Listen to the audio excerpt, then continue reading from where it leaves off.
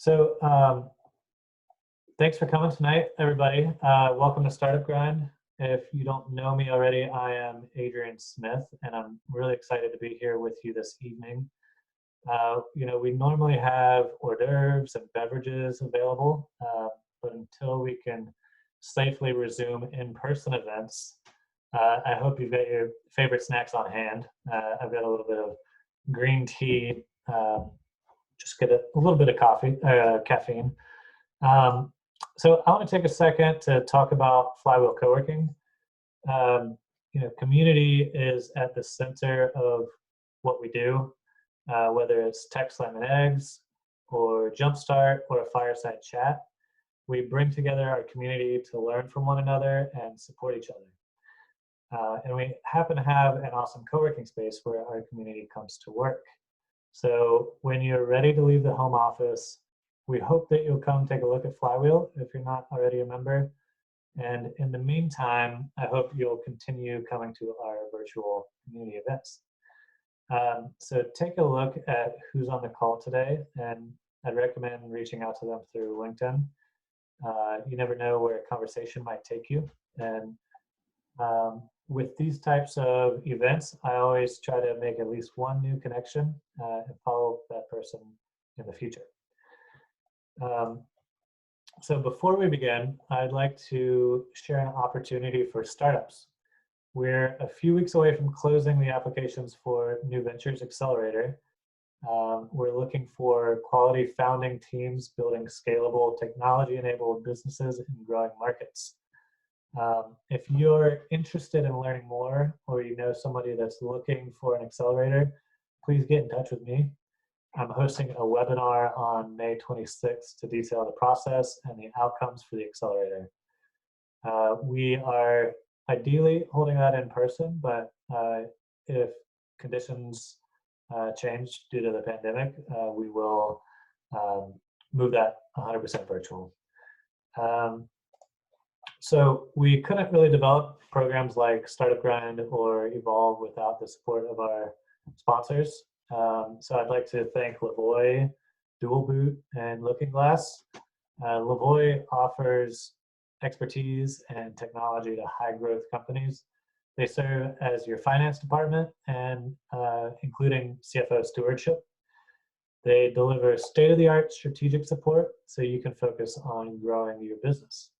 And Dual Boot Partners works with management teams to deliver digital solutions from strategy through implementation. They are tech veterans with a track record of building new products, iterating on in-market products, and replatforming legacy systems. And then Looking Glass XR provides everything you need to successfully deploy virtual reality for your business. So these companies are great to work with, and the people at the companies are equally great. We've got really close working relationships with all of them. So if you'd like an introduction, I'm happy to kind of facilitate that. So, hey, Adrian. Yes, sir. I'm not sure you're sharing your deck. Oh, am I not? Thank you. Yeah, you probably want to get those logos up, huh? Yeah. Sorry about that. I thought I was sharing.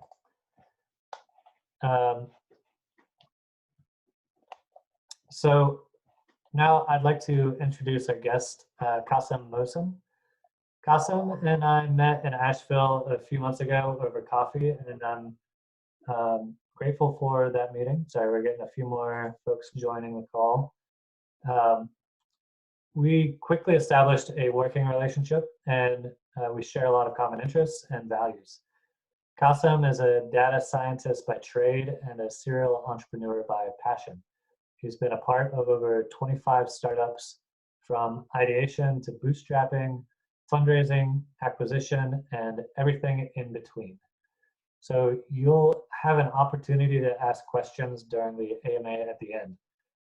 We'll monitor the chat, and if you'd like to ask a question there, feel free to do so, or you can unmute and talk directly to Kasem.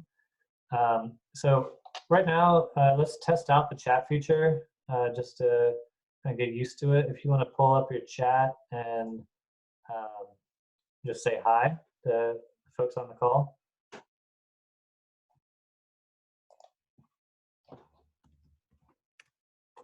All right, perfect.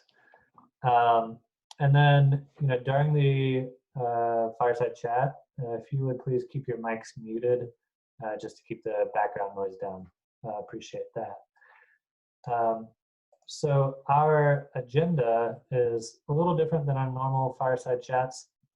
One reason is because we've gone virtual, and another is that Kasem has developed an operations bootcamp for growth stage companies. We'd like to share some information about that. So we'll start with introductions of folks on the call, and then we'll have a chat about Kasem's rich life experiences before moving into the boot camp and finishing up with the AMA.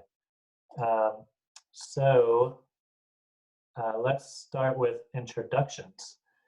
If you'll share your name, where you're from, if you're a startup operator, and one thing you're grateful for during this pandemic.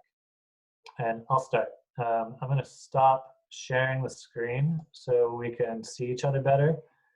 Hold on one sec here. You can kind of toggle between speaker view, which focuses on whomever is speaking, or gallery view, which will show you everyone in the room. So I'm Adrian Smith. I'm from Winston-Salem, and I support startups, but maybe one day I'll take a turn in the operator's seat. And I'm grateful that I have my fiance with me as we kind of find our way through the pandemic. So Kasem, I'll punt it over to you if you want to do a quick intro.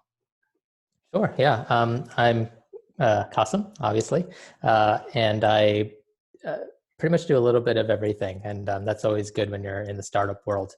So I can wear many hats, but I like to focus on, at this point, on the company that I'm building, which focuses squarely on early stage and growth stage startups, especially working with local communities to increase access to funding for underserved communities. And I am,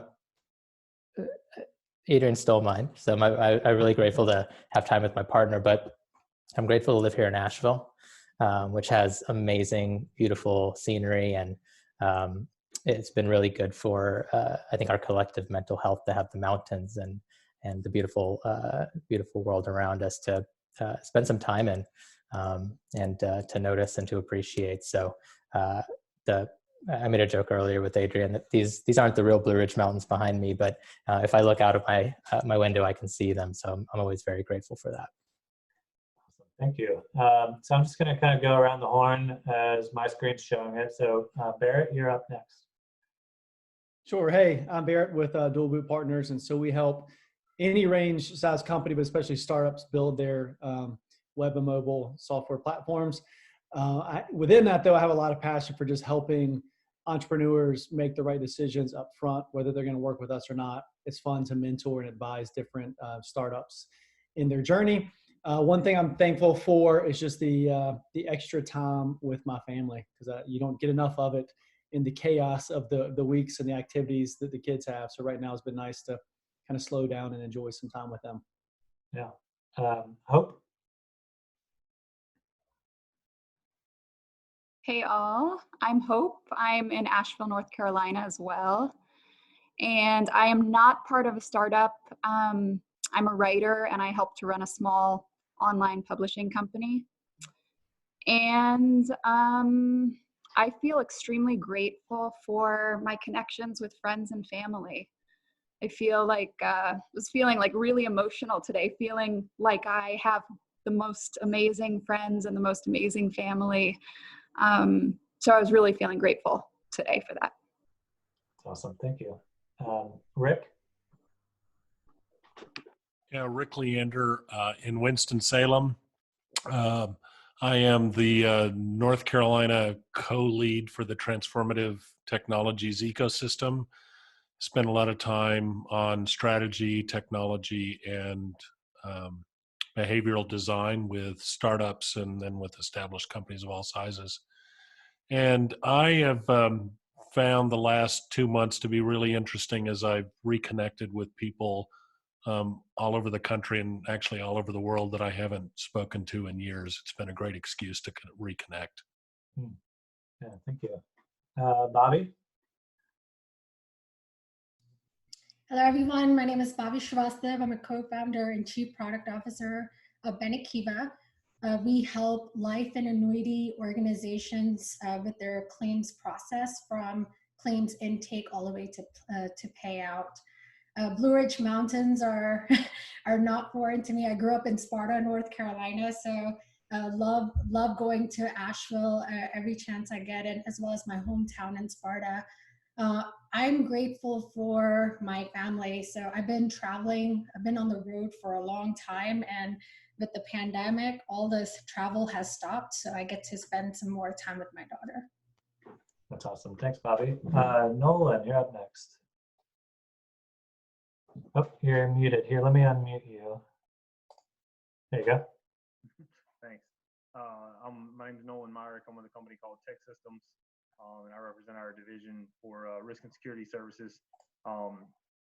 My interest in this group was just really, I'm interested in learning a little bit more about the entrepreneurial process and what local businesses are doing to grow.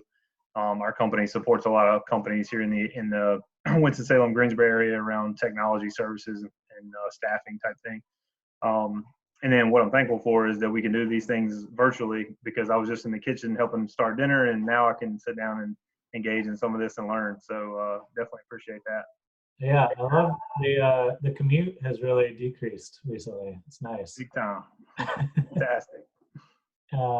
Mr. Peter Marsh, you're up next.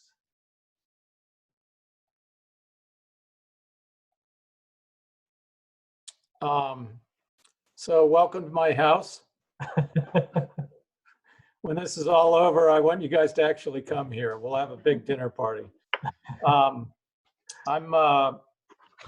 one of the founders of Flywheel, and I feel very privileged to work with everybody on this call and to help our community focus on innovation and entrepreneurship. We're in the process of expanding. Got two locations under development and 2 more locations under development, 2 completed. And it's all made possible by the faces on this call, the entrepreneurs, the sponsors, the educators. And I feel particularly thankful for Adrian tonight. He's been a great leader. He's really taken the foundation to a new level, our Flywheel Foundation. And I'm just thankful to have talented people like Adrian and Kasem and Bobby and Barrett and Rick and Hope, Jennifer, Neil, and Nolan, and the admin to join us on calls like this. So thanks very much. Awesome. Thank you, Peter. I appreciate that. Jennifer, you're up next.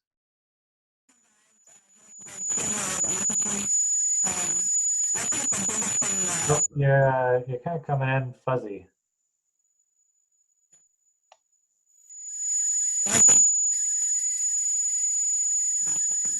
I'm not sure. Is everybody else hearing that?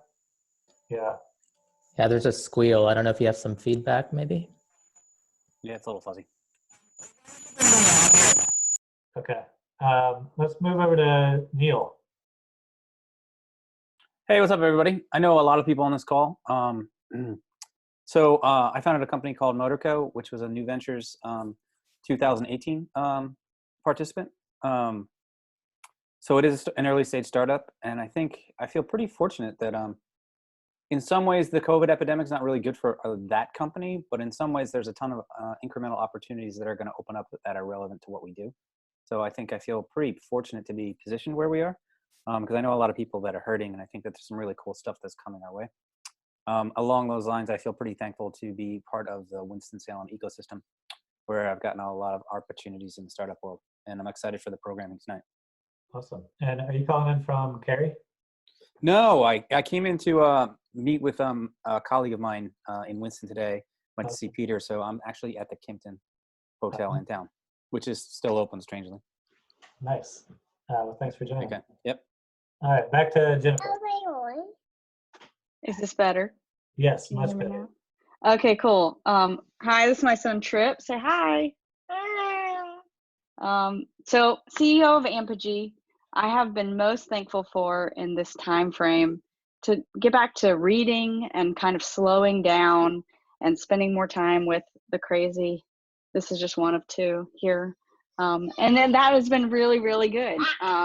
So yeah, we're in Greensboro. We live in Greensboro, but we are Flywheel members, and I have a couple other team members that really like to meet in person. So it's helpful for us to use the Flywheel area to get together in person and have some in-person conversations. So we are thankful for this community. Awesome. Thanks for being here. And is there a person behind the admin account? Hi, yes, I am Marie Mohsen. I am Kasem's partner, wife and partner. And I am a supporter of Bustelo Solutions. And just a quick thing that I wanted to mention as I'm just grateful to be healthy and alive and just to be with good people and just grateful for this opportunity to make new connections. So thank you. Awesome. Thank you for being here, Marie. And thanks everybody for the intros. So I think I'll kind of jump right into the fireside chat portion. And if you have any questions, feel free to throw them into the group chat. And then I'll kind of keep my eye on that and moderate the conversation. And I always enjoy these fireside chats because I get to do my best Terry Gross impression. Awesome.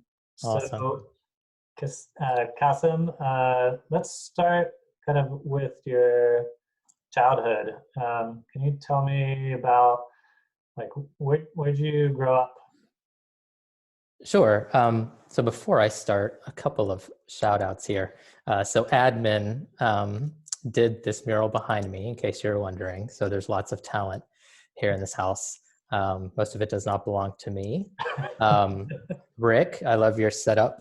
We're not going to hear any hard P's with your screen there. I have a lot of audio equipment as well. It's collecting dust right now, but I love that setup, and I love your voice, and I'm sure that mic doesn't hurt. Sorry, back to you, Adrian. As these things just pile up in my brain, I have to get them out. Yeah, of course. So let's start. Childhood. Where'd you grow up?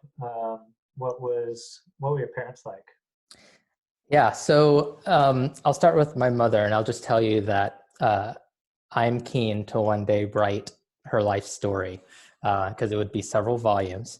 And she's my inspiration. She's the strongest person in my life. She's been instrumental in virtually everything that I've done and has always been supportive in everything that I've done. So she was born in a very small town called Lares, Puerto Rico, on a farm. She was one of 8 kids, very, very modest, to say the least.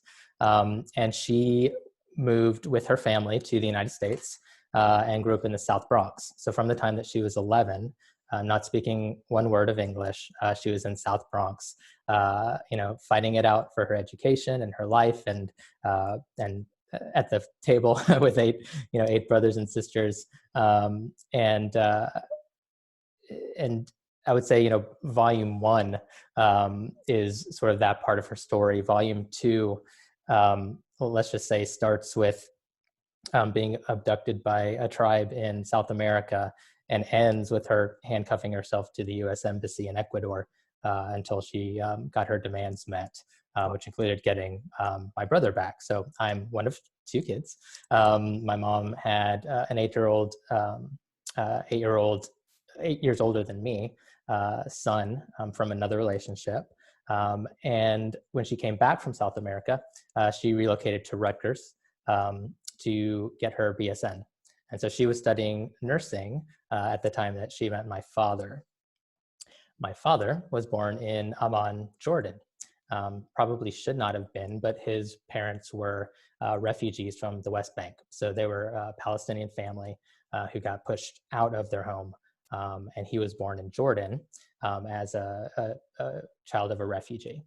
He had, I believe, 4 brothers, and he ended up coming over to the United States on a study visa and wound up at Rutgers. So the only place I think a poor Catholic Puerto Rican girl and a refugee Muslim Palestinian can meet and fall in love, New York City, right? So like one of the only places that can happen, and that's what happened. And maybe another punchline to a joke is, what do you get when a Catholic and a Muslim get married?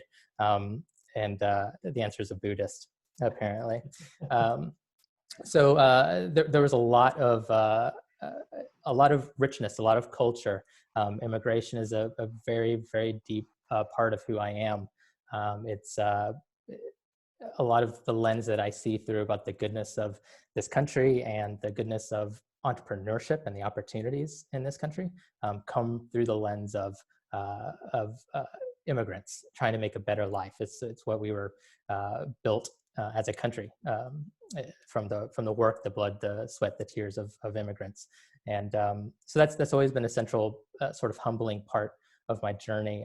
I think I was very privileged, given, I think, the circumstances that both of my parents were raised in, to have a great education, to have all the opportunities, to have the freedoms of expression and the freedom of education, and all the opportunities that I've had. I'm extremely grateful. Every morning I wake up and I say a prayer of thanks that they did live the American dream. They did create a situation for their children that was better than the ones that they were raised in, and that's an amazing thing.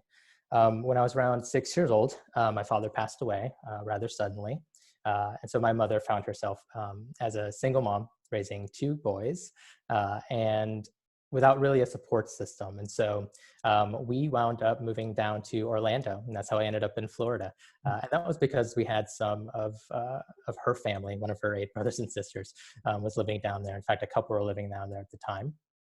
And so that really started the foundation of strong, powerful women raising me and making me everything that I am. It was my mom, it was my abuela, it was my aunts, it was my cousins, always around me, always making sure I wasn't doing anything dumb. And they're always much, much smarter than I am. And I can see that even today, that my greatest support, my greatest inspiration are the strong women who are around me, especially when I work with startups. I just have a passion for immigrants. I have a passion for people who work hard. I have a passion for people who can see the world in a different way, have different perspectives. And so to me, there's nothing stronger than diversity when it comes to not just building a business, but building a community. And I just want to pause to say that I'm actually really thankful for meeting Adrian. Adrian reached out to me. He was in Asheville, and we were joking that it was almost the first week of March, and it seems like it was like 10 years ago that I met Adrian. And I had the opportunity and the pleasure and the honor of coming down to Winston-Salem and sitting in on some of the Forsyth meetings there for the ecosystem. And I've been just about everywhere you can possibly go. And very, very few places, if any, have I seen sort of the connection, collaboration, support, excitement, and the centrality of entrepreneurship to what Winston-Salem is trying to do is super, super unique. So I just wanted to, take a moment to thank you for that. But to answer your question, for the most part, I grew up in a little town called Pensacola, Florida. That's where we ended up. We kind of affectionately refer to it as the Redneck Riviera. Beautiful white sand beaches, green emerald coastline. All the kids go there for spring break, even when they're not supposed to, even during the pandemic. And the only other thing there, really, if you're a lawyer, you're a doctor, or you're in the Navy. And that's pretty much all that was happening in my hometown. So I ended up going to school there all the way through college. And I met my partner, the admin, in college at that time as well. And we actually just celebrated our 15-year wedding anniversary. So I'm pretty sure that it's going to work out. So yeah, that's essentially in my life, I've lived in New Jersey, New York, Philadelphia, Orlando, grew up in Pensacola, moved to Raleigh-Durham, ended up in Portland, went to the UK where I lived in Reading and Sheffield and Portsmouth and Bath.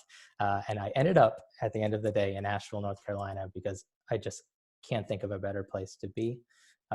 It's always had a wonderful soft place in my heart. I used to come up here and see shows at the Great Eagle and the Orange Peel, drive up, see a show, drive back the same night, go to class the next day. So Asheville was always a place I wanted to hopefully end up. And what allowed me to end up here is entrepreneurship. And that's the vehicle that's taken me everywhere in my life. And so it's sort of the biggest pillar. And I think it's something we all share. So I'm really happy to share it with you tonight and to talk through the things we're passionate about and make some new connections. Yeah, so that's quite a backstory that I didn't know anything about. I think we're going to have to get together and spend some time kind of learning more of those details. And thank you for that endorsement. I'm recording the meeting, so I'm going to have to pull that out and turn that into some type of little commercial for Winston-Salem, so we can pull startups from across the country. Be my guest. So you mentioned university. You went to school in Pensacola, is that correct? I did. So a little school called the University of West Florida. I made that choice because I wanted to stay close to my family while I was in college.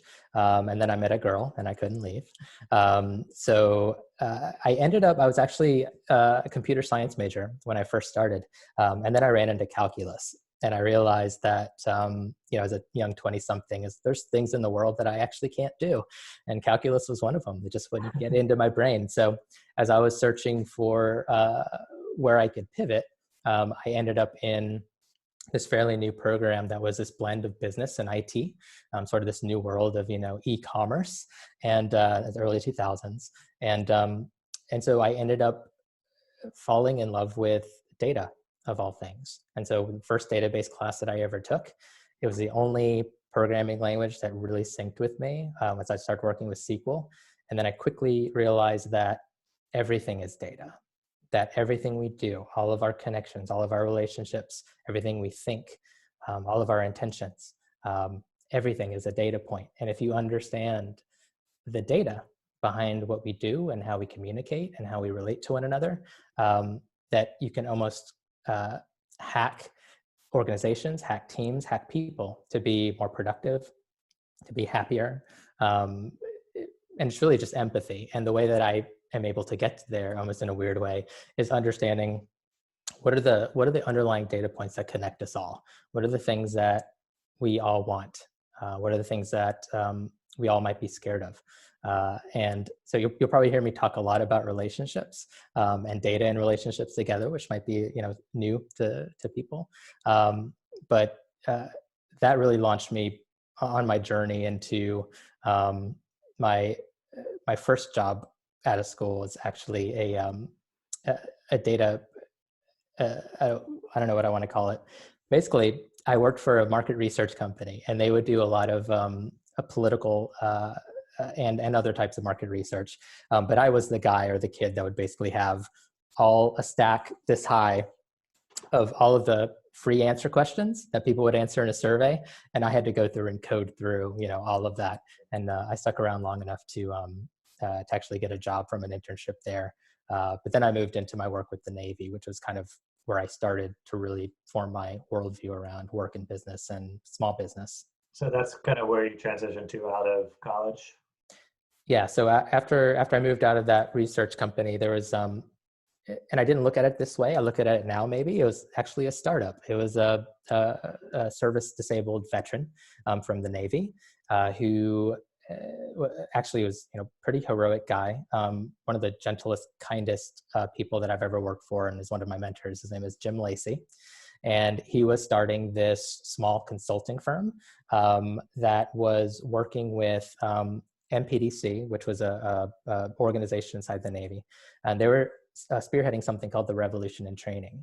And the idea was to do an end-to-end analysis of all students when they came to boot camp, all the way through when they graduated to their specialized schools.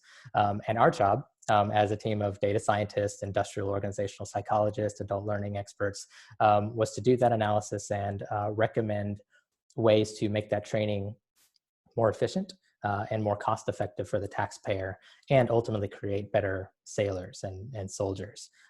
So I spent about 6 years doing that. And I was really the only data person there. We grew that company from 3 people when I joined to about 60 at our largest. And we ended up saving the Navy about $10 million a year in their training through that program. So the first 3 years of doing that, I was all over the country, as you could probably imagine. And then I got recruited to do the same thing for the Ministry of Defense. And so that's when I moved to UK and lived in UK for about 3 years. I worked with the Royal School of Military Engineers and a couple of other big segments of the United Kingdom Royal Navy to do some of the same sort of data dashboarding and people science data visualization for them. And they were able to harmonize and rationalize a lot of their training through that process as well. So, those are obviously very, very large organizations. How does that translate? Well, one, were you kind of interested in startups at that point? Were you talking to any entrepreneurs? Did you have kind of plans in your head of, I'd love to start a company one day? And then second, how do the skills translate from working within that kind of large government agency to a 2 or 3 person startup? Okay, well, the first one is no. In fact, until I started thinking about it recently, I didn't even think about that as a startup, even though it was a small business and they were bootstrapping and starting from nothing. It wasn't really until about 2009 where I first started thinking of myself as being involved in a startup, because the people around me were using that language. And they were involved in those ecosystems as well in the Raleigh-Durham area. For your second question,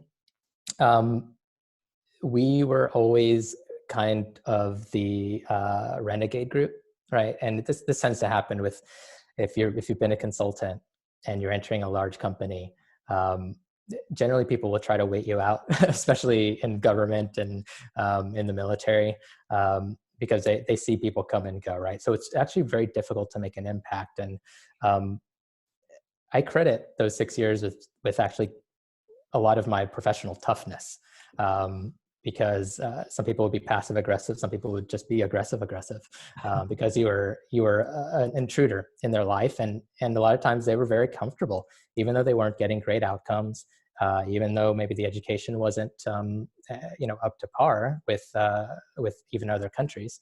They were comfortable in the way that they were doing things. And so anybody coming in and causing any sort of disruption or offering any sort of change were not met with very sort of friendly vibes. But at the same time, I did develop a passion for organizations and making organizations better, because despite all of that, because we had the right allies at the right places, we did win people over, because they did see a market improvement in morale when their sailors could move through their school faster, when they could have a better idea of where their career is going. All these things that we maybe take for granted, and they might take for granted in the military atmosphere. It seemed sort of squishy and soft to a lot of people. We talk about this thing called the affective domain, which is so important to how you learn, but it's all about how you feel. And just that, trying to get that across the culture of a military, sort of military hierarchy was very, very difficult. So, those 6 years were very, very hard, very toughening. But I think I came out of that with a clear perspective on how difficult change can be. And that's another thing that's really become an illuminating factor for me. I ended up landing on relationships all the time, because you can't get anyone to change unless you have a really good relationship with them. It takes an amazing amount of trust for someone to say, yeah, I'm going to try something different now. And to get there, it doesn't matter if you have the best ideas or the best decks or the best technologies or whatever you might have, if they don't trust you, if they don't trust that your vision is something that's going to make their lives better, then they're just going to sandbag you. And so the art of politics is something that I learned very early, and didn't really get to participate in until later when I became a leader. But I had really great mentors, even though it was difficult. So yeah, we were not part of the big crew, but we did enough, I think, to make some differences. So let's just fast forward a little bit. After the Ministry of Defense contract, where'd you move to after that? So after I came back from UK for the last time, it was around the downturn, the 2008-2009 downturn. And so a lot of military contracts actually got canceled at that point. And I found myself unemployed. And so I started working on my master's degree. And it was the culmination of everything that I'd learned and became passionate about around organizational psychology, and especially leadership. And especially leadership when you're trying to create innovation and change. So I found this great program at the University of Denver. And it was a master's program in organizational leadership, and it was focused on change. And I was able to take all of my experience and put it into a thesis and get a master's degree during the downturn. And right when I was about to end that master's degree, I think on my 110th application, somebody called me back, and the person who actually called me back was the founder of a startup in Durham. And that guy's name was David Haddon. One of the companies that I work for currently is founded by David Haddon. So we developed a really great relationship over the last 10 years. But that was the first time that I was ever part of a company that everybody was calling a startup. And the community in Durham, even back then, was actually pretty cool. It's really cool now. But there was a lot of entrepreneurship happening there in around Raleigh, Durham. And they were in a position of growth, right? So it kind of segues really interesting to what we're going to talk about now. It wasn't a bootstrap startup. It was actually a startup that was considering whether or not to take outside funding in order to increase their liquidity so that they could ramp up and grow. And so, within the first 6 months of me being there, it did a lot of stabilization, and I got to see how a company operates when they're getting ready to grow and getting ready to take investment. They took outside funding, and we built that company up together from, a few people up to, I think, 40, 50 around there. And then in 2010, 2011, we started negotiating an acquisition from WebMD, and WebMD finished that acquisition a couple of years later. And so I look at it now after all the startups I've been a part of, as my very first startup getting outside funding, moving to acquisition is just such an amazingly lucky thing, knowing everything that I know now. So I feel a bit spoiled in that, even though it wasn't easy. But it certainly was enough to say, hey, this is something that I really want to do. There's an upside here, and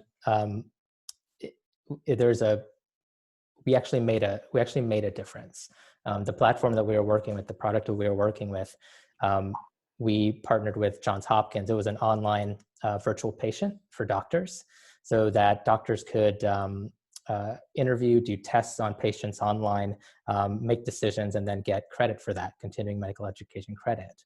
One of the projects that we were working, we partnered with Johns Hopkins, and we took that same platform and we took it offline. We put it on Toughbooks, and from Addis Ababa in Ethiopia, Johns Hopkins headquarters, we took those Toughbooks into Uganda, into Kenya, into rural areas where they were still really, really suffering from the HIV epidemic.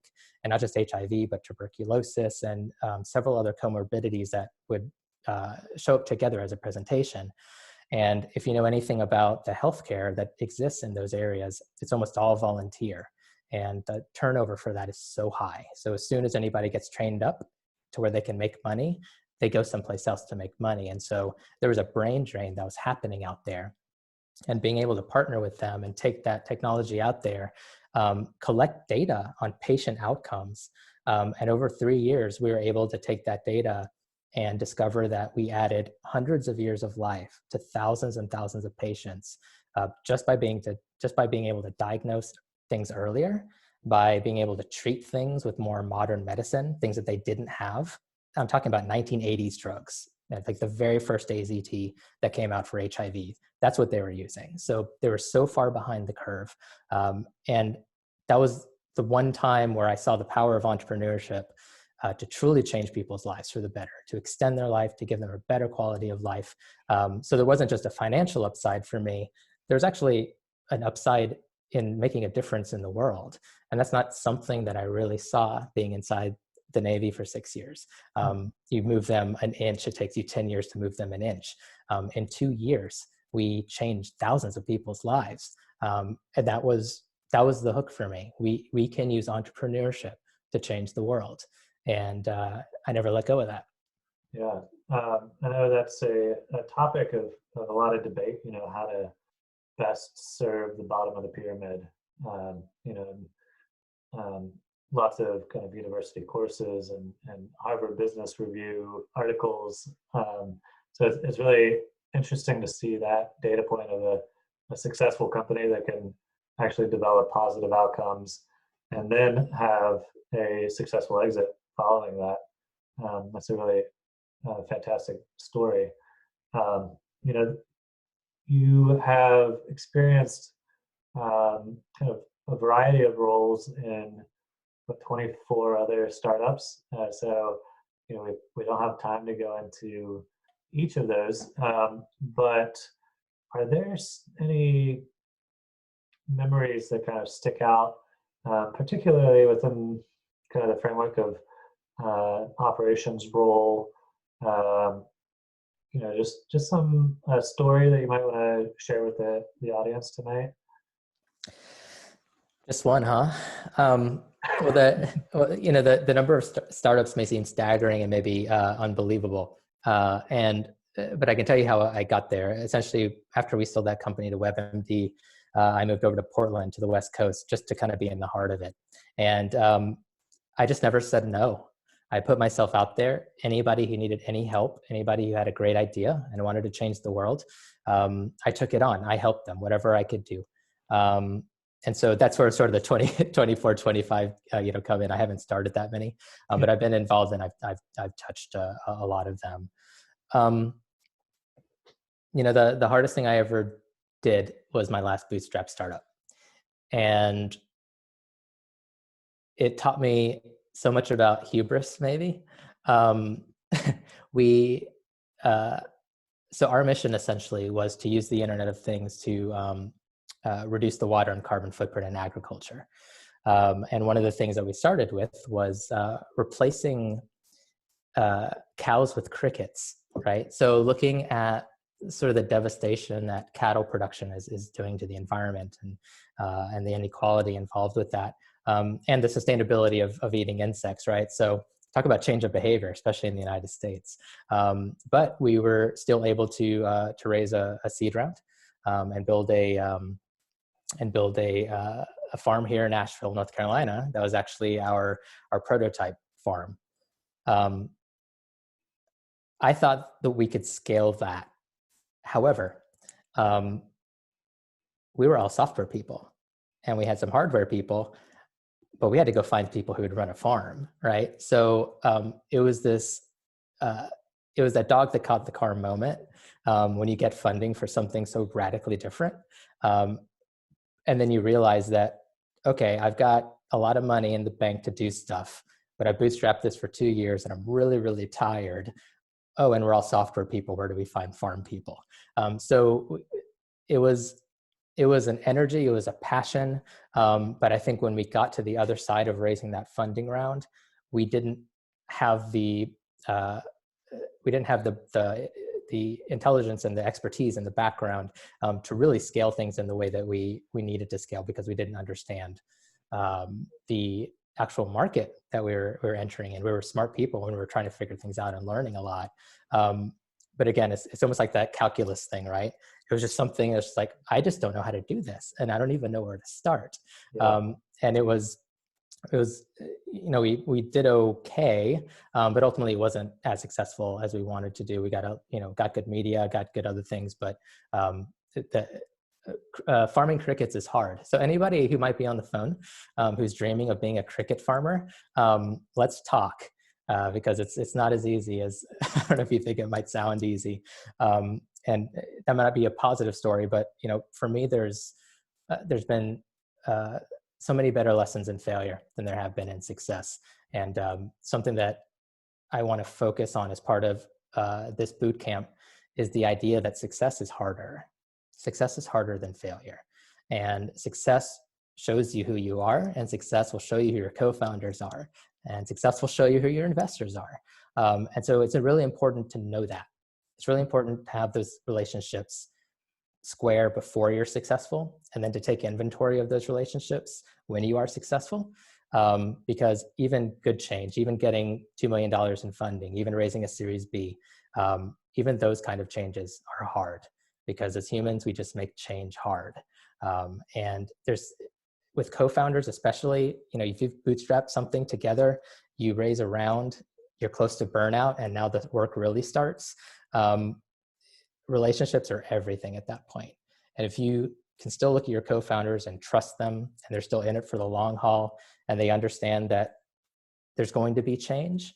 And one of the hardest things is when you wear so many hats in a startup, and then you grow and you're successful, and now people are asking you to do one thing, and all these other things that you used to do, you have to give to other people. That can be difficult. That can be hard. And so understanding that, having those conversations ahead of time, planning it out, and putting all your pieces on the board is so healthy. And it's something that I think more companies need to get better at doing, is understanding that you sort of have one glass of champagne when you raise a round, and then you all get to work, and then you all make sure that you understand how things might change for you personally, professionally, how your relationships are going to change, and then commit to it, commit to feeling uncomfortable, commit to doing less. That's hard for people who get startups up and running, to tell them you get to do less now. That's not an easy thing. So understanding that and recognizing that and honoring that in others is a really important part of it. Thank you. Now, if you ever get back into an agricultural startup, I studied agriculture in undergrad, so I've got quite a few farm manager friends that I can put you in contact with. So just let me know. Good. No plans at the moment, but man, I wish I would have known you at that time. As somebody that went to Warren Wilson, I could have used you. Yeah. And so you've kind of touched on this when you were talking about kind of your origin story, but I know that diversity and inclusion is something that's really important to you. It's something that I value a lot. I think it's really important for entrepreneurship to have as many voices as possible, so that we have an opportunity to find new solutions to the problems in the world. Can you talk a little bit on kind of why it's so important, and how you are affecting change in your own life because of that? Sure. I mean, it's important to me because it's the core of who I am. I am multiracial. I'm, both my parents are first generation immigrants.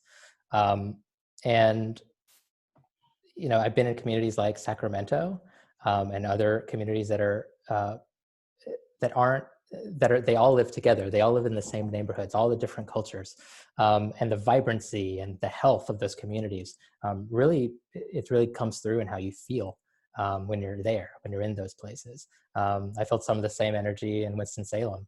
I actually have really high hopes for what's going on in Winston-Salem with Hustle and Access and some of the other groups there, to help them closer to my community with their focus on diversity. And so it's almost quasi-selfish for me to see these people doing amazing things in a community so close to me that maybe I can learn from them. it's more of it's always something that's I've been passionate about in my heart, but I haven't been able to really dedicate myself to. And I feel like at this point in my life, I'm very fortunate to try to make more impactful changes in those specific areas. Why is it important? Well, that's a pretty big question. It is a question, and maybe maybe you can look at how at some use cases of organizations or perhaps governments who may have one perspective that are running through them, and maybe look at how successful they are. Abraham Lincoln was one who was very famous for filling his cabinet with his enemies. People that he beat in elections, he put them in his cabinet. Because unless you're challenged on a regular basis, you never know if you have the best idea, right? Like it's a pretty myopic and privileged place to think that I just need people who agree with me and tell me the things that make me feel good all the time. You'll never get anything done. And unless you inherited $1 billion, but most of us aren't there, right? So we have to lean on each other. And we as a species, we know, less than 1/10 of 100% of all there is to know in the universe. And I'm just one person, and I just have one slice of a perspective. So, from a data perspective, I know nothing. And it takes a lot of people to help me gain perspective and points of view, because I can only see things through one pair of eyes. And what I've seen in companies that have diverse boards from both a gender perspective and a race perspective is some conflict, right? But that's good.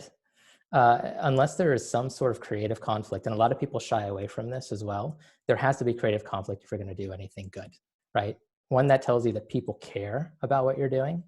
But two, it tells you that you do have different perspectives in the room, and that people who have had a different upbringing than you, have had different experiences than you, can help you see things that you can't see, because we all have blind spots.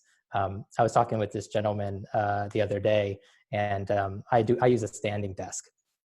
And so we were doing a video chat, and he was like, "Oh, I see you're standing up here at a standing desk." And I was like, "Yeah, I've been at a standing desk for over 9 years." He said, I use a standing desk too. That's really great. And we just started talking about, the benefits of that.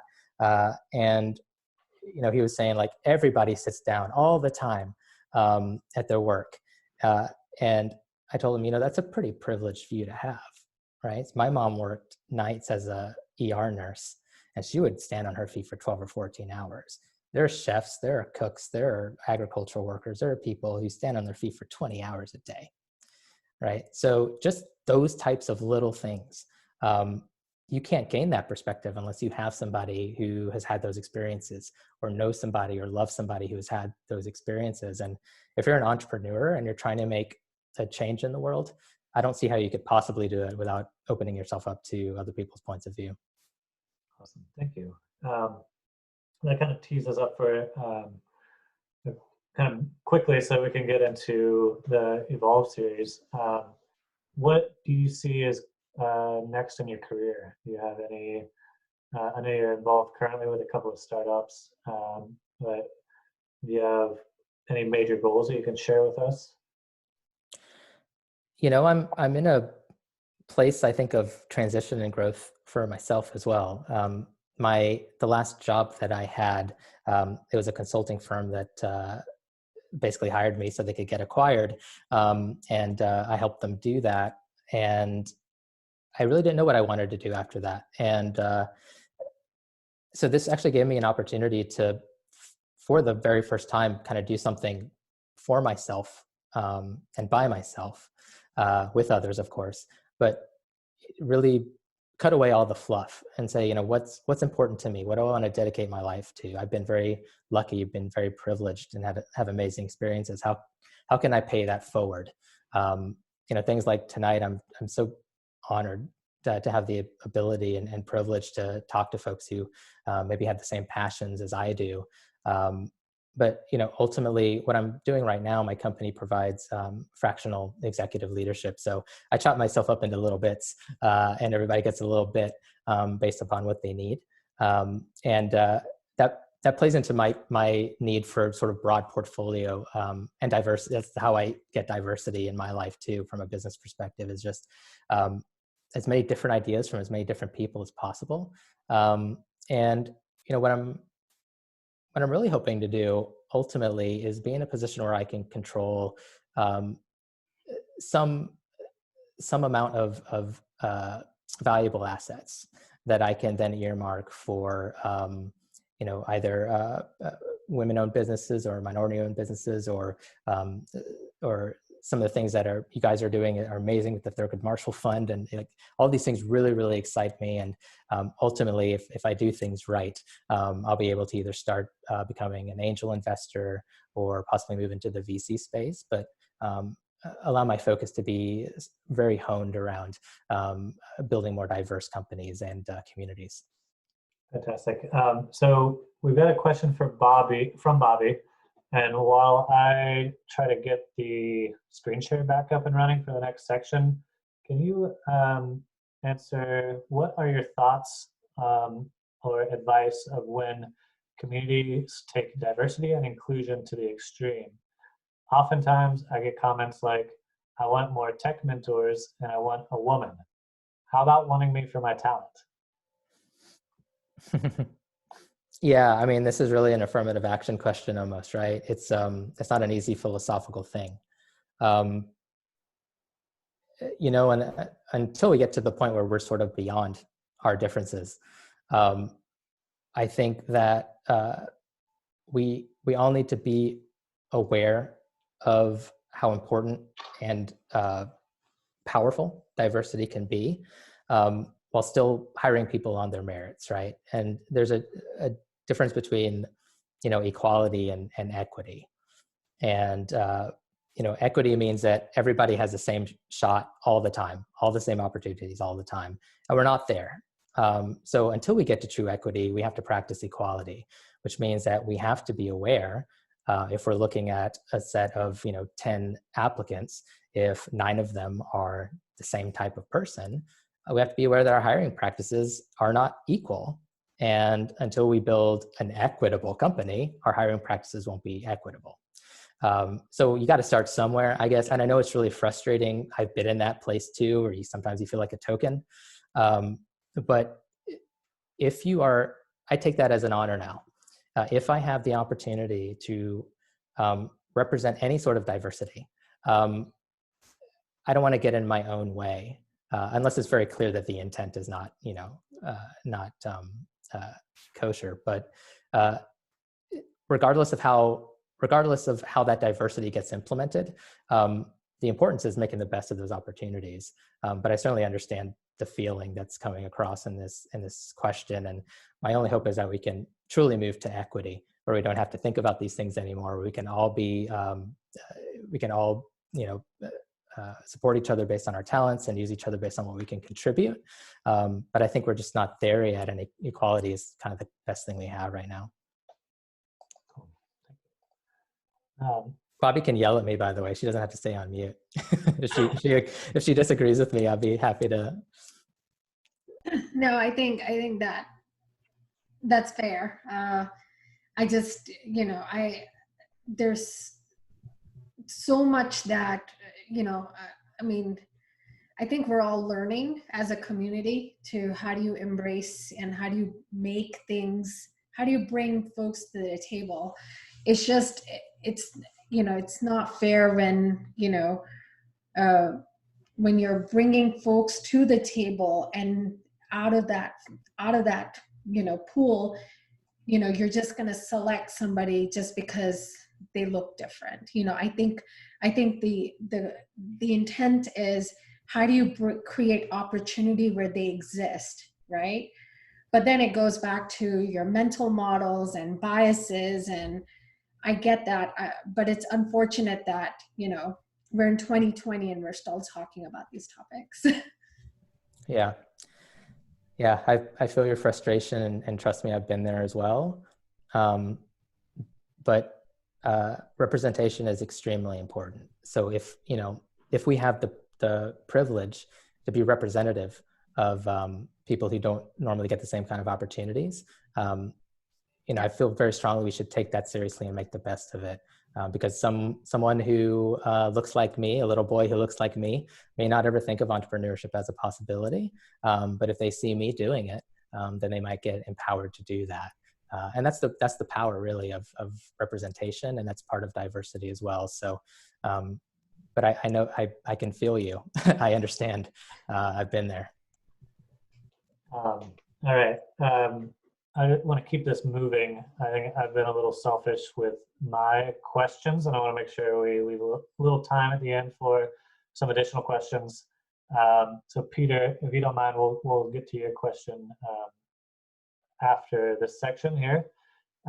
So over the last 6 months or so, and I want to make sure you guys are seeing my screen. I know I kind of whiffed it at the beginning here. Are you seeing the Evolve Bootcamp? Yes. Okay. I've been doing customer discovery with growth stage founders as we saw a pretty big gap in the market. At early stages, there's a lot of resources available. There's curriculum, courses, accelerators, pitch competitions, and on. But after a company raises a seed round, particularly as the kind of scale of the investment goes up, the resources start to dry up. Through interviewing about 25 founders across North Carolina, a few themes started to pop up. So founders have very little time to devote to workshops and programs. The problems that they're facing are increasingly complex and company specific, and they want a supportive community, but there are so few people who have gone through that experience and are truly peers. So I'm talking about peers as well as connections to funding sources outside of the market, like geographic market. We have kind of categorized these different areas where founders wanted their support into operations, finance, marketing, and technology. And after meeting Kasem, I invited him to develop and facilitate the operations track. So he took the bull by the horns and he turned it into a strong, comprehensive program that solved the time constraints, the context-specific problem solving, and the community building problems that founders were facing. So we're starting with the operations track. Enrollment is live now, and the course begins on June 2nd. And a quick note, the facilitated course is open only to companies who have raised at least a seed round and are actively scaling. If you're earlier stage but still want to access the content through self-directed online learning, that option is available as well at a lower price point. Kasem, would you walk us through the structure of the program kind of week by week? And I'm in charge of the slides, so just let me know when to advance here. Sure. Yeah, no problem. So Adrian approached me, and we sat at a coffee shop and talked a little bit through this. And the 2 points he raised were, if you just raise funding and you're scaling a company, you don't have a lot of time, and the issues that you're facing are extremely specific now to your company, your context, your investors, your relationships, and so I sort of had to put this into the context of, okay, what if I was a consultant? What if I was a consultant and a company came to me and gave me this scenario? We just raised a round. We have to come up with a scaling plan. We have a presentation to our board of directors in 5 weeks. Help. Where would I start? What would I do? And then thinking about the modalities, right? So this boot camp altogether has a self-paced online learning portion so that people can do things at their own time. And then they get to schedule essentially an hour of my time each week so that we can take a really deep dive on on the concepts that we learned for that week. But more specifically, so we can talk about their business, about their relationships, their people, and what they're looking to do. And so that allows us to focus on the specific issues that each company might have. So that's kind of how we played against the time constraints and the specificity of the problems. But then I was kind of stuck still with, well, what does a self-paced thing look like? So, how can we make that valuable? And so I broke it down into essentially all that I had, which was 4 weeks, 4 building blocks. What would I tell that company if they came to me and asked me as a consultant what to do? So first thing I would say is, where are we? What do things look like right now? So taking inventory is really important. And to begin by thinking about your relationships. And so a lot of the things that we talked about before around when you scale your business, that you're not just scaling processes, you're not just, hopefully making more money and scaling your finances, but you're also scaling your relationships. And that can manifest itself in ways that we talked about before. And the most incredibly hard thing to do is to ask a founder to do less. And that's usually what happens when you start to scale. Everyone needs to become more specific, more specifically focused. You probably need to bring in more subject matter experts. So laying that out on the table at the very beginning is absolutely critical. And then thinking about your scaling through the context of people first, and then performance and quality. So that's always something that you want to keep in mind as you are doing more, is to maintain or improve your quality. And performance, of course. So how are you measuring performance? What are your key performance indicators? All those kind of things that we like to talk about in operations. And then your culture, which is different than your relationships, but it's something that you can't fake. And it's something that needs to be intentional, and it flows from the top, always. So considering those things as lenses through which you view your scaling prism has been very helpful in my experience, because if you drop the ball on people, or if you drop the ball on culture, your scaling's not going to go very well, because people don't want to work for you. So scaling your relationships, understanding what that looks like, and understanding that the change that's happening in your company is going to affect everyone in your company in a different way, some small, some very large. But again, honoring that and taking the time to understand that is the very first step. So put it all on the table. What have we got? And then each of these weeks has assignments that aren't assignments to, for me, they're actually documents, artifacts, key things that you need to create while you're scaling, or refresh, right? So a lot of you might have a current operating model already. Let's revisit that. Let's refresh that. Does it make sense in the context of where we are today?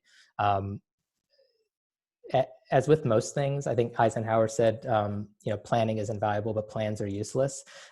These documents and artifacts aren't useless. They're actually very good touch points. But the important part of that is the process. It's the conversations that you have around measurement, performance, what we owe to each other, what we expect from one another, and what we're all going to look like in a year or 2 years.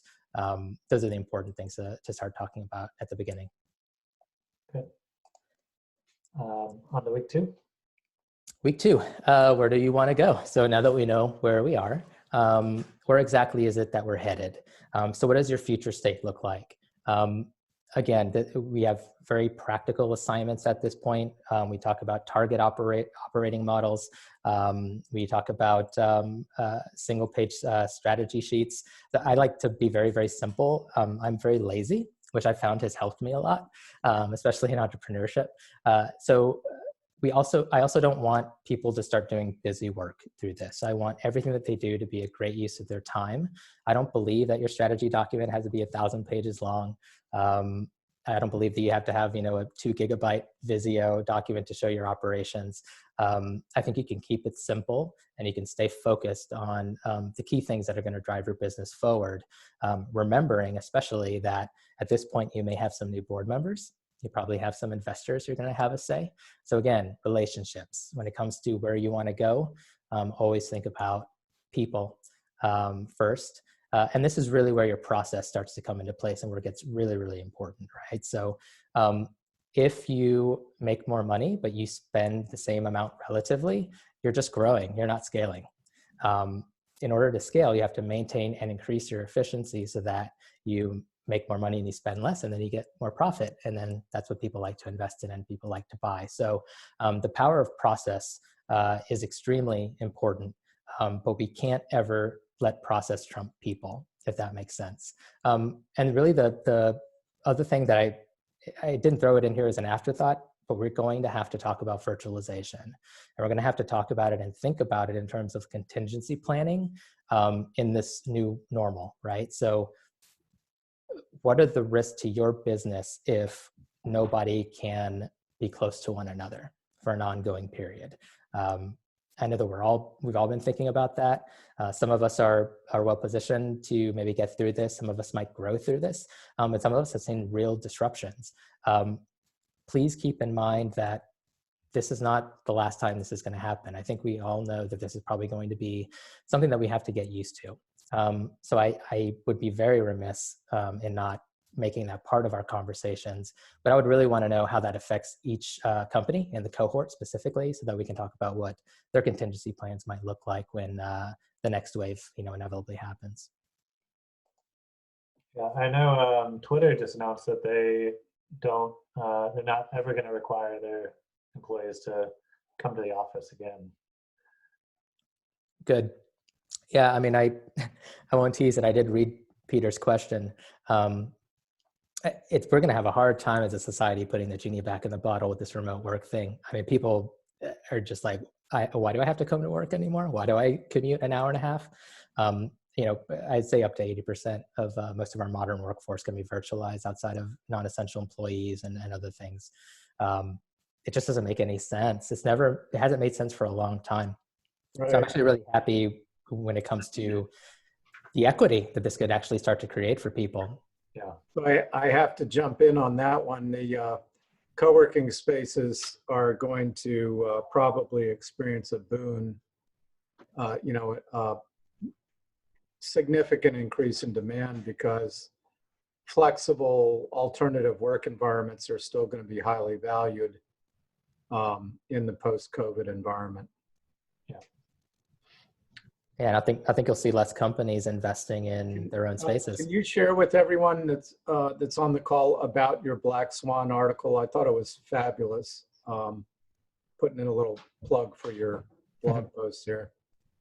Thank you. Yeah, if I don't have the link in front of me, it's buried somewhere, but if you can put it in the chat, that'd be a great thing. Or Adrian, maybe you can send it out after. I'll pull that up. Cool. Yeah, so Peter's referencing an article that I sort of became obsessed with, what's going to happen, especially in entrepreneurship. And I picked up the phone, called every investor that I knew, and sort of picked their brains on, when was the last time something like this happened, and then what happened in, entrepreneurship and in the VC space, and ended up writing an article about that. So if you think you would find it helpful, please take a look. So where are we? Where are we going? How do we get there? Week 3, building a strategy. And again, this doesn't have to be a 10,000 page document. I've literally seen 1-page strategy documents. I'm going to link out to one in the curriculum. I'm never going to dictate how people do their work, what they create, because everybody's got their own systems and platforms and preferences. Again, the important thing is going through the process. As you build a strategy, as you start building your plans to grow, again, it becomes very, very important for everybody, especially on the leadership team, to recommit to growth. I've seen companies that have dragged their leadership into growth kicking and screaming, and it never really works well. And again, it's just because of change. I've seen companies that have where half the leadership said, we want to get acquired, and the other half of the leadership said, we want to be a lifestyle company. If you're not on the same page about what things look like a year from now, 2 years from now, 3 years from now, and understand that we can't see the future, but again, it's the conversations that will really tease out and reaffirm your values. One of the most important things you can have as a company is a North Star. For example, Nike's North Star is just do it. It doesn't have to be, that punchy, but the idea is, what are the non-negotiable values that your company holds? What are the things that will never, ever change regardless of context? every decision that you make strategically, you should put against those core values. How does this advance or support these core values? Those can be things like equality. Those can be things like community. I hear that and I feel that a lot in what Flywheel does. Community is a core value. Everything they do supports that and buttresses that and grows that. And you don't need many of them. That's, trust me, equality or equity is enough. Community is enough. And if you're able to run everything that you do and all your decisions and how you treat each other and your relationships always through those core values, whether you got to write it up on your wall, it's very, very powerful, and it puts everybody on the same page, and it keeps everybody focused, even through the tough times, and especially during the tough times. Culture is one of those things that I can really probably talk about for hours and hours and hours. It's like politics. So a lot of people sort of have that cognitive dissonance. I'm not moving up, in my company because I don't play politics. And here's the revelation. Yes, you do. Politics are not something that you can choose to participate in or not participate in unless you go live in a cave in the mountains. If you are dealing with people in any way, you are dealing with politics. You're either doing it well or you're not doing it well. And it's the same with culture. You've got a culture. It's either a good one or it's a bad one. And you can control it and you can build it and shape it if you are aware and if you are intentional about it. Otherwise, you will have a culture and it may not be what you want, and it may not be conducive, and it may not flow through your core values. So even run your culture through your core values. How do we want to treat each other? How do we want people to feel? And we can't even rely on the foosball table in the break room because we're all going to be virtualized. It's really going to be, how do we respect each other? How do we trust one another? What do we owe to each other? And what's our core values? And to me, you can build a culture from that as long as you're open, transparent, and are good to one another. So you will build a strategy, though.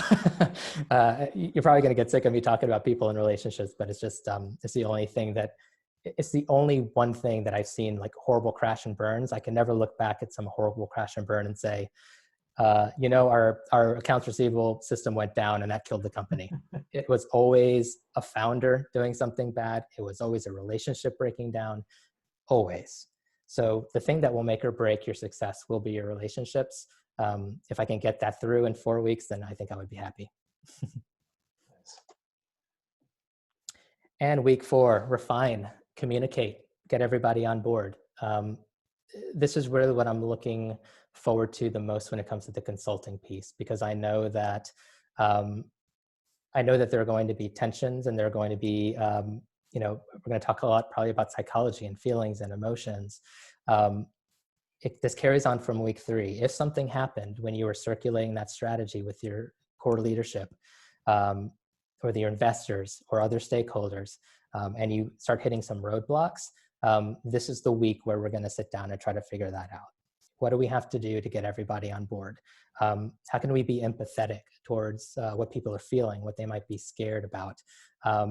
But essentially, the key thing to remember is you shouldn't move forward unless everybody is on board. Everything scales, including problems. So if you have a problem with a relationship, more money and a bigger company is not going to solve it.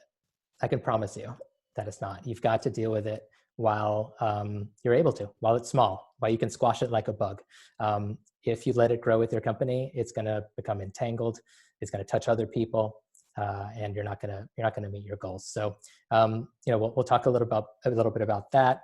I'm going to have some curriculum in here about chief operating officers. I played that role. It doesn't mean anything. I hate to like let the secret out of the bag. Operations is so contextual to every company that if you ask, and I've seen the studies, and I will link to some of these in the curriculum. If you ask 10 CEOs what a COO does, they'll give you 10 different answers because it's so contextual. Oftentimes it's the garbage person. They literally just do all the things that other people don't want to do. I prefer to view COO, probably won't be surprised to you, as the chief relationship manager. In my estimation, it's the person that you should trust to see the company holistically and to help guide and facilitate the relationships inside of the leadership team, as well as the relationships among the different functional areas in your company. Understand the inputs, the outputs, how people depend on each other, how teams depend on each other, how sales flows all the way through to when you get your product out to the market, and how it loops back and informs how you market that thing again. We're all connected, always, all the time. And so I'll give some tips, at least on how I like to talk to COOs and operational leaders, and maybe how I like to interview them. Generally, if I had 10 people in one room and they all wanted to be COO, I would probably ask, who wakes up in the morning fervently passionate about managing people? And I want to see hands shoot up to the sky immediately. If your hand doesn't shoot up to the sky immediately, you leave the room. It has to be something, it's a special, I think about my mother being a nurse. It takes a special kind of person to do that. It takes a special kind of sort of passion and vision and compassion and empathy to be a nurse. And I think for anyone who wants to be a good operational leader, you have to have the same passion for people. You have to have that empathy for people. You have to be able to stand in their shoes. Even if you're on the executive team and maybe you have 1,000 hourly workers who do something for you, you have to stand in their shoes. Go work a week at their job. It's so powerful. So there's lots of things we can do to build empathy, but from an operations perspective, especially when scaling, unless you're able to be influential and convincing with the rest of your leadership team, you're not going to be effective at scale. So again, I sound like a broken record, but it's all about people and relationships. Yeah, no, that's awesome. I think this is a really, really well thought out course, and I'm eager to see the outcomes and the stories that come out of it. There is a bit more that you can find on our website. If you go to flywheel.courses, navigate to the Evolve Bootcamp series. There's some more takeaways, some community events that you'll be a part of as well. But I just want to say thank you so much for all of the thoughtfulness that went into this. And I would like to open it up. I know a few people had to leave for other engagements at 7, but we still got a few on the line. So I will stop sharing and I'll turn it over to the audience for the AMA. There are only a few people left who aren't my friends, Adrian. Hey, where are all your friends after tonight? That's true. Thank you so much. You're my friend, Peter. I'm holding you to that. I'm holding you to that cookout, though. I have lots of questions, but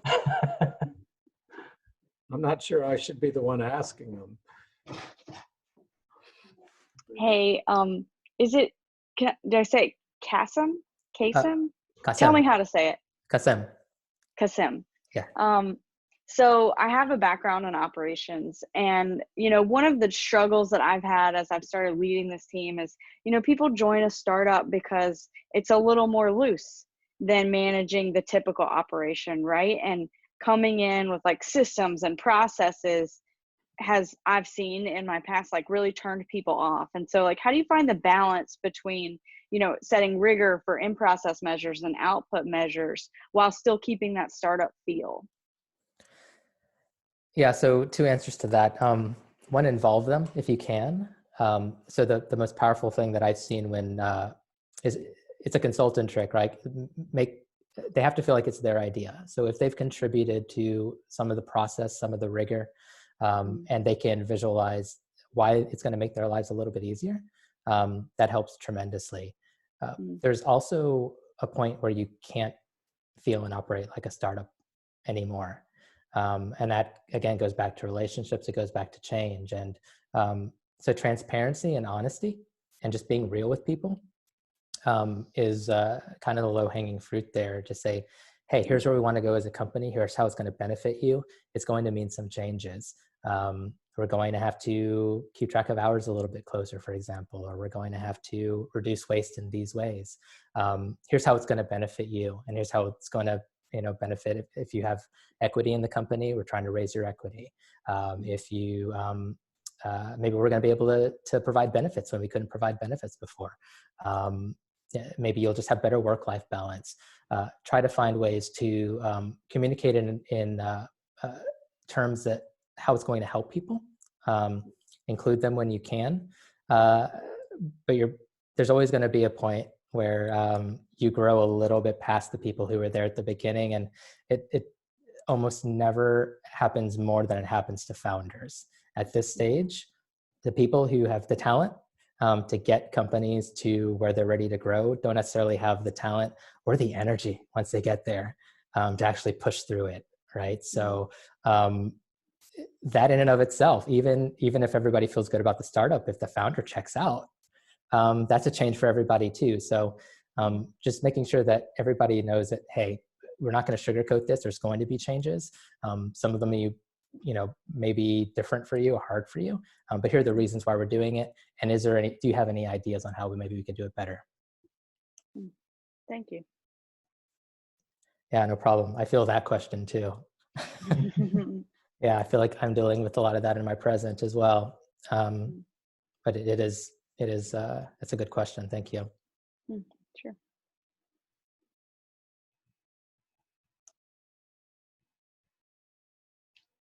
Hey, Kasem.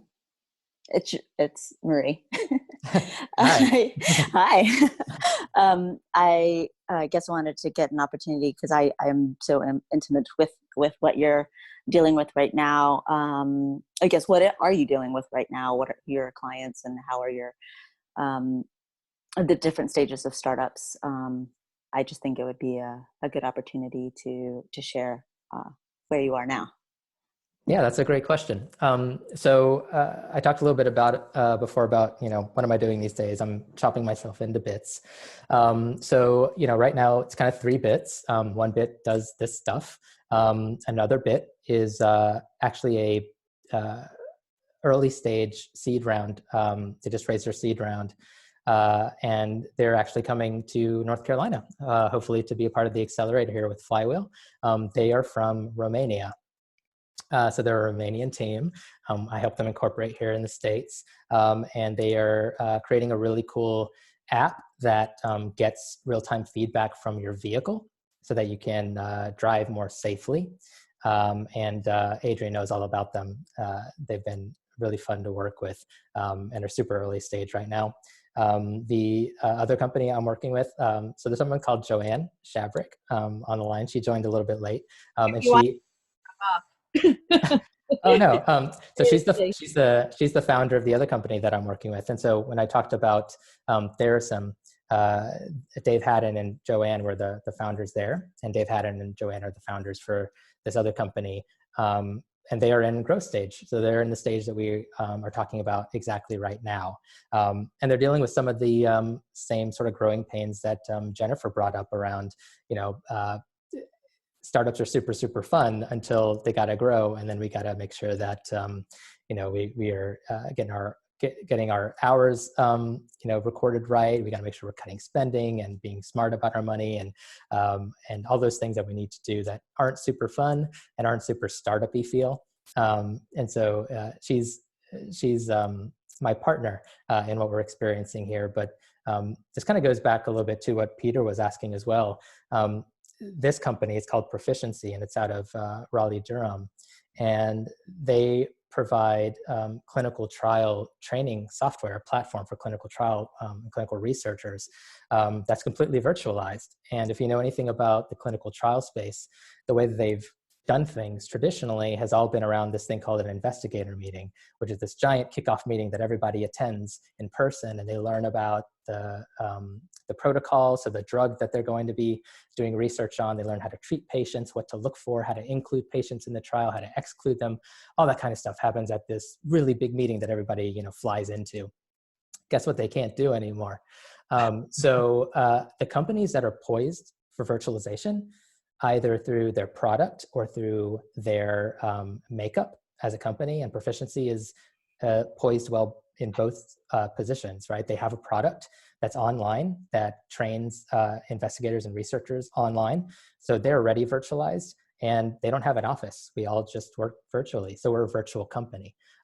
So we're able to, at this time, pivot into this core message of virtualization and getting, riding the wave of virtualization, understanding that you're either going to ride it or it's going to drown you. That's adding a lot of value to our platform, and it's putting us in a place where I think we can grow a lot quicker, which is going to maybe sting a lot more for some people. But it's just one of those real world examples that if you were already poised towards moving towards a virtual world or virtual environment, then you have a lot of opportunities in this space, in the place that we live right now, not just to take advantage of the opportunity, but to do it in a way to actually help people. And clinical research is so vitally important, and patients who are enrolled in clinical trials oftentimes are very sick. Oftentimes they've tried many other treatments, and this is, might be their one hope to get better.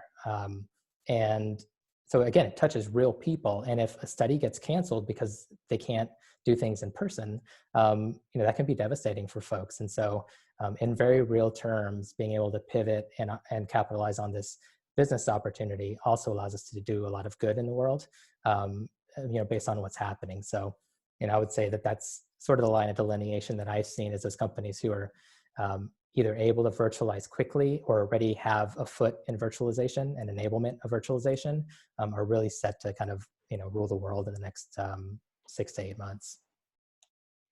Awesome. So we are a little over time. Is there anybody with one last question before we wrap up? I'll jump in there, Adrian. So I totally understand the concept of the North Star, kind of pulling the culture and organizing everyone around mission. In the current environment, it's complete disruption, right? So how do you, as a founder, prevent your culture from getting too wrapped up around the current North Star so that they're prepared to flex? Sure. I think if your North Star is rigid, that you're not doing it right. So I think your core values have to be broad enough to where you can face any change that happens in your life. So I'll close this out with a little bit of Buddhism, maybe. If your core value is compassion, that's an umbrella that can cover anything that would happen in the world, anything that would happen in your relationships. If that's your North Star, if that's your value, nothing's ever going to outgrow compassion. It's never not going to be something that's in vogue, or it's never not going to be something that doesn't work. Compassion is always appropriate, and it becomes even more appropriate in times like these. So if you ever look at your North Star, your core values, and you think, man, this is really boxing me in, expand your mind, and probably more importantly, expand your heart. And the more expansive you are, the more able you're going to be able to deal with things that you can't predict. Well, that was a beautiful way to end the conversation. So thank you, Kasem, for joining us tonight. Thank you for all the work you put in developing the bootcamp. And thanks to everybody for joining as well. It's been really nice to meet you all, and hopefully we get a chance to see each other in person soon. Thank you, Adrian. Have a great night, and talk soon. All right, thank you.